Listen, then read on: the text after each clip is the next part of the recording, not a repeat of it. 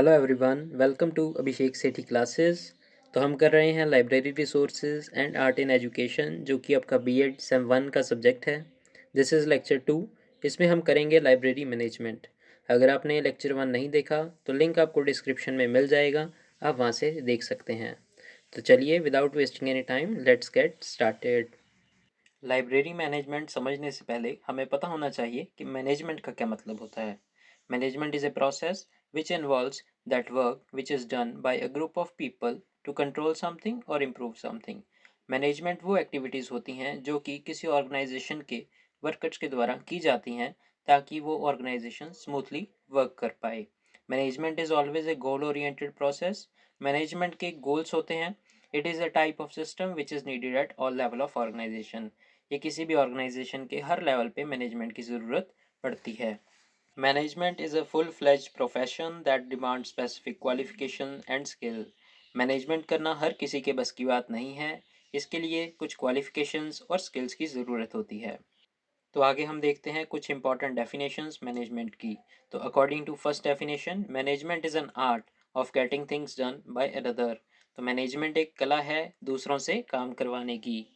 दूसरी डेफिनेशन है, management includes planning, forecasting, organising, directing and controlling functions. तो management के अंदर ये सारे स्टेप्स भी इन्वॉल्व होते हैं। इन सभी को आगे डिटेल में हम पढ़ेंगे। आई होप आपको मैनेजमेंट का मीनिंग समझ आ गया होगा। अब बात करते हैं लाइब्रेरी मैनेजमेंट के बारे में। Library is a social institution. These institution are run by government और by any recognised societal group. तो लाइब्रेरी सोशल इंस्टीट्यूशंस हैं। ये दो तरह के होते हैं, कुछ गवर्नमेंट और कुछ private. Library management consist of different library works and departments and there management. तो लाइब्रेरी भी एक तरह की ऑर्गेनाइजेशन है, तो इस ऑर्गेनाइजेशन में भी मैनेजमेंट की ज़रूरत पड़ती है। Management is important so that the library work can be executed effectively in proper way. Management की हेल्प से हम लाइब्रेरी के वर्क्स को एफिशिएंटली, पूरे इफेक्टिव तरीके से इम्प्लीमेंट कर सकते हैं। आई होप आपको ये क्लियर होगा। आगे चलते हैं। नेक्स्ट है फंक्शंस ऑफ मैनेजमेंट। मैनेजमेंट के मेनली 7 फंक्शंस होते हैं: planning, organising, staffing, directing, coordinating, reporting and budgeting. चलिए अब इन्हें डिटेल में समझते हैं। Number 1 is planning. प्लानिंग का मतलब होता है किसी काम को शुरू करने से पहले कोई प्लान बनाना।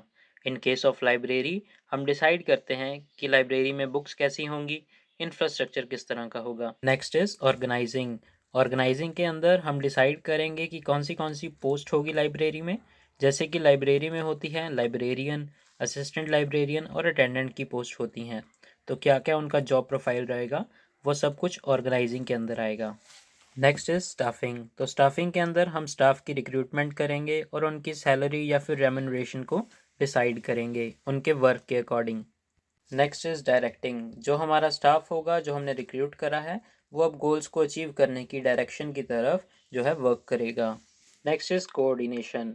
जो हमने एम्प्लॉयज़ रिक्रूट करे हैं उन सब में कोऑर्डिनेशन होना बहुत ज़रूरी है। उनको आपस में मिलजुल कर काम करना चाहिए। Next is reporting.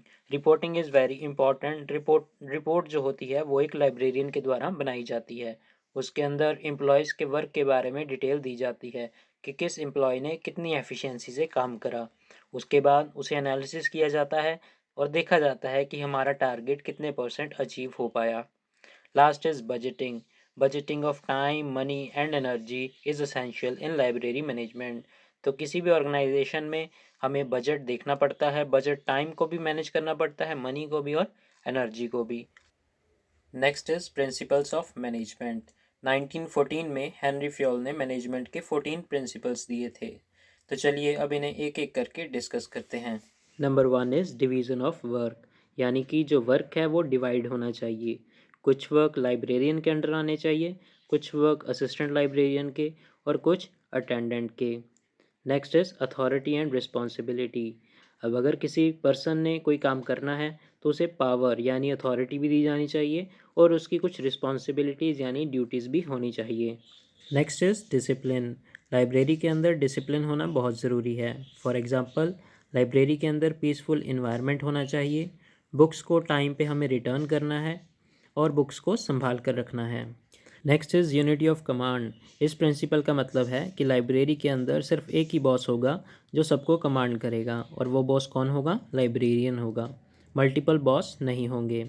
Next is unity of directions. इस प्रिंसिपल का मतलब है कि सभी एम्प्लॉयज़ के वर्क की डायरेक्शन क्या होगी? जो ऑर्गेनाइजेशन का गोल होगा उसी डायरेक्शन में सभी वर्क करेंगे। Next is subordination of individual interest to general interest. इसका ये मतलब है अगर किसी एम्प्लॉय का इंटरेस्ट ऑर्गेनाइजेशन के इंटरेस्ट से अलग है, उससे कॉन्फ्लिक्ट करता है, तो ऑर्गेनाइजेशन के इंटरेस्ट को हम आगे रखेंगे और ख़ुद के पर्सनल इंटरेस्ट को कंसिडर नहीं करेंगे। नेक्स्ट इज़ रेम्यूनरेशन, यानी कि हर एम्प्लॉय को उसका रेम्यूनरेशन मिलना चाहिए, सैलरी मिलनी चाहिए अकॉर्डिंग टू हिज और her work. Next is centralisation. Centralisation का मतलब ये है हमारा किया हुआ हर काम हमें अपने गोल के नज़दीक लेके जाए, ना कि उससे दूर। Next is scalar chain library. Scalar chain library का ये मतलब है कि एक हायरार्की होगी। फॉर एग्जांपल, जो अटेंडेंट होगा वो असिस्टेंट लाइब्रेरियन को रिस्पॉन्सिबल होगा, आंसरेबल होगा, और जो असिस्टेंट लाइब्रेरियन है वो लाइब्रेरियन को रिस्पॉन्सिबल या फिर आंसरेबल होगा। Next is order. तो लाइब्रेरी में हर चीज़ एक ऑर्डर में होगी, चाहे वो बुक्स हों, न्यूज़पेपर हो, मैगजीन्स हों, और हर काम जो भी काम किया जाएगा वो भी एक ऑर्डर या सीक्वेंस में किया जाएगा।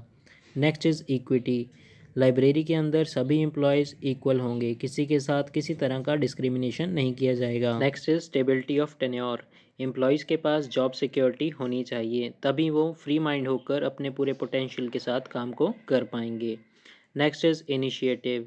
अगर कोई एम्प्लॉय अपने बिहाफ पे कोई इनिशिएटिव ले रहा है या फिर कोई अच्छा काम कर रहा है तो हमें उसे अप्रिशिएट करना होगा। Last is spirit the crops. इसका सिंपल मीनिंग है यूनिटी इज स्ट्रेंथ, यानी कि मिलजुल कर सभी एम्प्लॉयज़ आपस में काम करेंगे तो ही हम ऑर्गेनाइजेशनल गोल अचीव कर सकते हैं। तो यहाँ पे हमारा टॉपिक फिनिश होता है। आई होप आपको सारे टॉपिक क्लियर हुए होंगे, और यूज़फुल वीडियोज़ के लिए मेरा चैनल सब्सक्राइब करें। मिलते हैं नेक्स्ट वीडियो में। Bye bye.